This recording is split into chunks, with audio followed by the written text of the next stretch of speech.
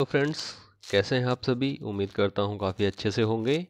और हमारे mission physics class 12th mission final examination में एक बार फिर आपका स्वागत है। और आज एक फिर इम्पॉर्टेंट क्वेश्चन के साथ मैं आपके सामने हूं। और आज का हमारा क्वेश्चन जो है वो आया हुआ है आपका BSEH 2023 के बी सेट में, और भी कई सेट में आया हो सकता है, आप उसको सर्च कर लें। बट इम्पॉर्टेंट क्वेश्चन है, ये एग्जामिनेशन में ज़्यादातर पूछा जाता है। शुरू करते हैं हमारा क्वेश्चन। हमारा क्वेश्चन है state Biot Savart's law and write its mathematical form. Biot Savart's law और इसकी मैथमेटिकल फॉर्म आपको लिखनी है। ठीक है, आपको बताना है कि बायर्ट्स सावेट्स लॉ क्या है, कैसे काम कर रहा है, क्या इसकी मैथमेटिकल एप्लीकेशन, और हम कुछ चीज़ें और इसके बारे में इसमें डिस्कस कर लेंगे छोटी सी। तो बायर्ट्स सावेट ने इसको इंट्रोड्यूस किया था, दैट्स वाई इसका नाम बायर्ट्स सावेट्स रखा हुआ है। और हम इसको समझने से पहले इसका एक डायग्राम समझते हैं, बहुत क्लियर सा डायग्राम, और बहुत कुछ उस डायग्राम में क्लियर में समझ में आ जाएगा। This is it's diagram. समझते हैं कि इसमें है क्या, कंसेप्ट क्या है। कंसेप्ट सिर्फ इतना सा है कि एक कोई वायर है जिसके अंदर से करंट फ्लो कर रहा है, करंट ऊपर की तरफ जा रहा है, और उससे कुछ दूरी पर, जिसको हमने R कह दिया, कुछ दूरी पर हमने एक पॉइंट ले लिया, P पॉइंट ले लिया। ठीक है, और ये जो पॉइंट लिया हमने, इसमें एक एंगल बना लिया यहाँ से थीटा। तो एक एंगल पर हमने इसको डाउनफॉल किया हुआ है। वो पॉइंट कहीं और भी हो सकता है, एंगल पे डिपेंड करता है कि आपने पॉइंट यहाँ लिया है, यहाँ लिया है, यहाँ लिया है, या कहीं भी ले सकते हो। ठीक है, अगर आप मान लो यहाँ लेते हैं तो ये एंगल बनता है, यहाँ लेते हैं तो ये एंगल बनता है। ठीक है, तो एक पॉइंट P लिया हुआ है और उसके साथ एंगल थीटा बन रहा है। R इसकी डिस्टेंस बताइए। हमें एग्जैक्टली क्या बताना है, इसके अंदर से I करंट फ्लो कर रहा है। हमें बताना है कि जो B पॉइंट है, P पॉइंट पर जो मैग्नेटिक फील्ड है वो कितना होगा, और वो किन किन बातों पे डिपेंड करेगा, किस किस बात पर वो डिपेंड करेगा, हमें ये बताना है। तो इसी डायग्राम को देखते हैं जो हमारे सामने है। अब वायर कभी सीधी तो होती नहीं है, तो इसीलिए इसको तिरछी बना लिया, ऐसे आड़ी तिरछी, जैसे मर्जी बना लो, ऐसे बना लो, कोई और डिज़ाइन बना लो, कोई दिक्कत नहीं है इसमें। और इस वायर में से करंट फ्लो कर रहा है I करंट, जो हम यहाँ पे देख सकते हैं कि इस वायर में से करंट फ्लो कर रहा है, अपवर्ड डायरेक्शन में है। हमने क्या किया, इस वायर पर ना, पूरी वायर का तो निकाल नहीं सकते क्योंकि वायर जो है इन्फाइनाइटली लॉन्ग है, बहुत लंबी तार है, तो पूरी वायर का तो निकाल नहीं सकते। दैट्स वाई हमें क्या करना होगा, हमें एक कोई पर्टिकुलर पॉइंट लेना होगा। तो हमने A से B तक एक पॉइंट ले लिया। ठीक है, अगर इस पूरे की लेंथ L मैंने कह दी वायर की, तो मैंने एक स्मॉल लेंथ DL ले ली, छोटी सी लेंथ DL AB, जिसको मैंने AB के बीच में नाम दिया DL। ठीक है, समझ गए। ये जो लेंथ हमने ली है दैट इज DL लेंथ होगी ये, दिस वन। और बाकी सारी वायर को हमने छोड़ दिया। यहीं से हमने एक पॉइंट लिया P पॉइंट, यहीं पे हमने एक पॉइंट अज्यूम कर लिया, कहीं भी कर सकते हो, अज्यूम कर ले P पॉइंट। यहाँ हमने बताना है कि मैग्नेटिक फील्ड dB कितना है। हमने पहले भी पढ़ा हुआ है कि जब भी किसी वायर के अंदर करंट कैरिंग कंडक्टर, उसके चारों तरफ मैग्नेटिक फील्ड जनरेट होता है। थंब रूल के साथ हमने ये पढ़ा था। और यहाँ पर भी वही कंडीशन है कि जो वायर जा रही है इसके चारों तरफ मैग्नेटिक फील्ड जनरेट हो रहा है। हमने कोई डिस्टेंस ले ली R डिस्टेंस पे, और हमने ये बताना है कि यहाँ पर कितना मैग्नेटिक फील्ड आएगा और ये किन किन बातों पे निर्भर करेगा। तो सबसे पहले तो आप देखिए, आप डिपेंड करेगा ये DL पर, जो ये लेंथ है कितनी स्मॉल है, कितनी बड़ी है, डायरेक्टली प्रोपोर्शनल है इसके। थोड़ा सा डायग्राम को छोटा कर लें तो हमें कुछ और चीज़ें दिख जाएंगी। यस, हम कहें लेंथ के क्या है, लेंथ के जो स्मॉल लेंथ DL है इसके डायरेक्टली प्रोपोर्शनल है। DL directly proportional to DB जो हमारे पास है, हम DB निकालना चाह रहे हैं तो DB यहाँ लिखते हैं, directly proportional to DL। Small length के डायरेक्टली प्रोपोर्शनल है, मतलब इस लेंथ को बढ़ाओगे, अगर हम इस लेंथ को बढ़ा लें, इतना बढ़ा लें या इतना बढ़ा लें, तो हमारा मैग्नेटिक फील्ड बढ़ सकता है। ठीक है, दूसरी बात करते हैं। दूसरी बात है यहाँ पर हमारे पास करंट I। दूसरा पॉइंट हमारे पास यहाँ पे है करंट I। dB जो यहाँ पर आपका आएगा, जो dB आएगा that is also directly proportional to current I। जितना करंट इसमें से फ्लो करेगा, जितना करंट इसमें से फ्लो करेगा उतना ज़्यादा मैग्नेटिक फील्ड यहाँ पे अराइज होगा। करंट बढ़ेगा तो मैग्नेटिक फील्ड बढ़ेगा, उसका नेचुरल सी बात है।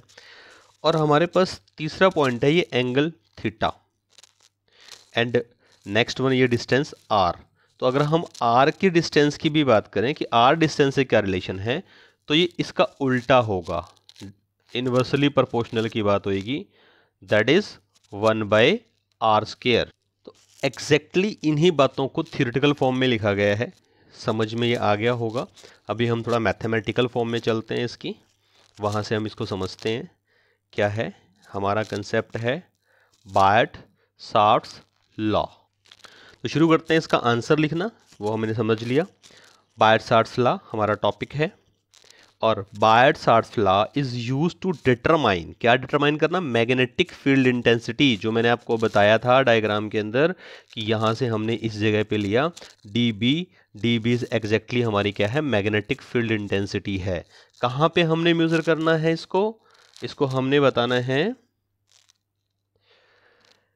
Be near. नियर किसके, करंट कैरिंग कंडक्टर। क्या है करंट कैरिंग कंडक्टर, ये वाली तार है भाई जो हमने इस तरह से बना रखी है डायग्राम के अंदर। कोई भी तार हो सकती है, ऐसे ऐसे हो सकती है, किसी भी तरह से हो सकती है, वायर है ऐसे ऐसे हो सकती है, ठीक है।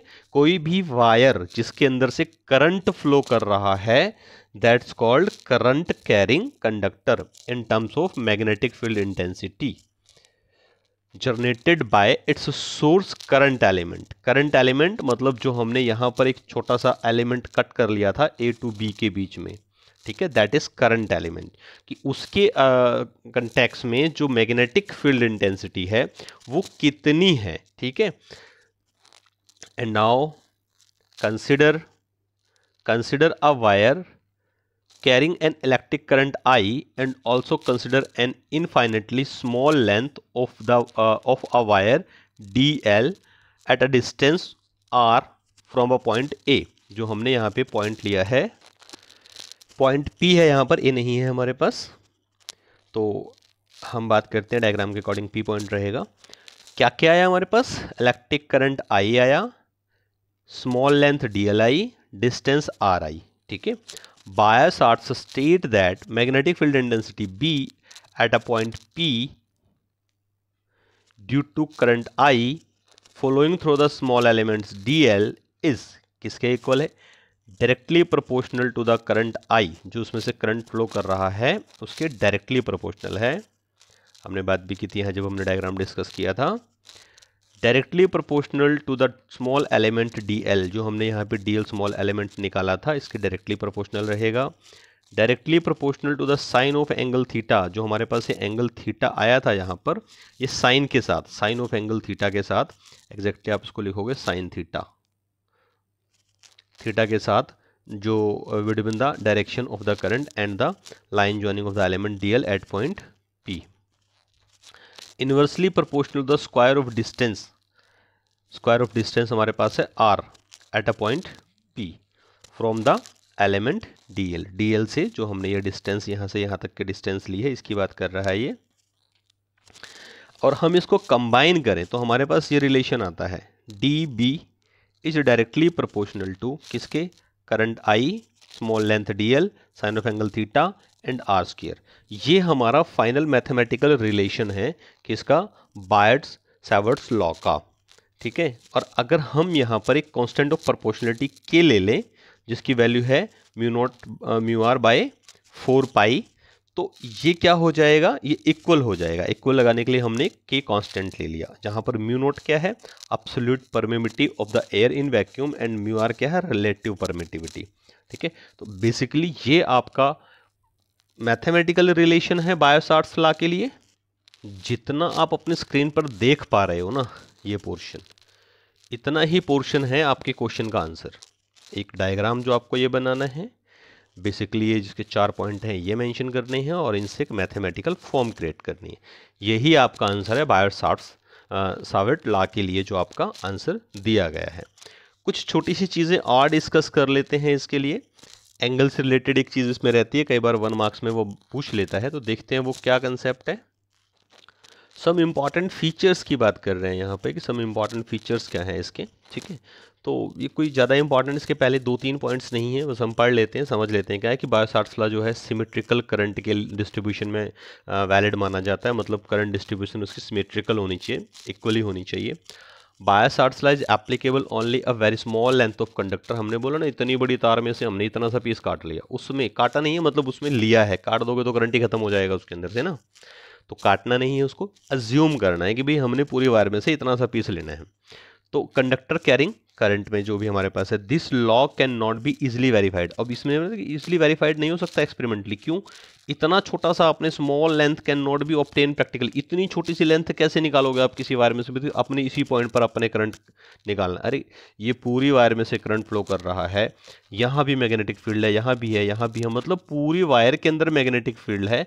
तो आप किसी एक पॉइंट के साथ कोई मैग्नेटिक फील्ड कैसे वेरीफाई कर लोगे? तो एक्सपेरिमेंटली थोड़ा सा मुश्किल है ये कर पाना।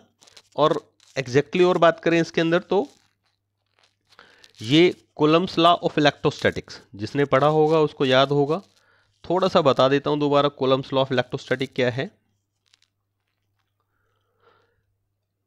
The force of interaction between two charges is directly proportional to the product of charges and inversely proportional to the square of distance between them. तो देखो इनवर्स ऑफ स्क्वायर यहाँ पे एग्जैक्टली वही सब आया हुआ है, तो इसीलिए इसको एनालॉजिस ऑफ कूलम्स लॉ बोला जाता है इलेक्ट्रोस्टैटिक्स का।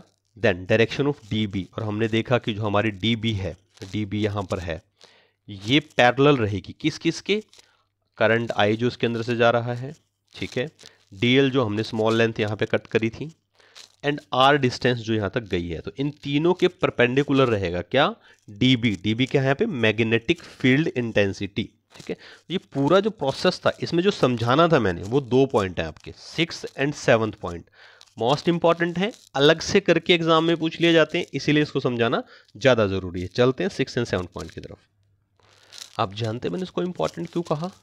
क्योंकि यहां पर एंगल की बात आ गई, एंगल की बात आ गई कि जो ये वाला एंगल हमने लिया है थीटा, जो ये वाला थीटा एंगल लिया है, ये अगर 0 डिग्री हो जाए या 180 डिग्री हो जाए तो क्या होगा, और अगर 90 डिग्री हो जाए तो क्या होगा।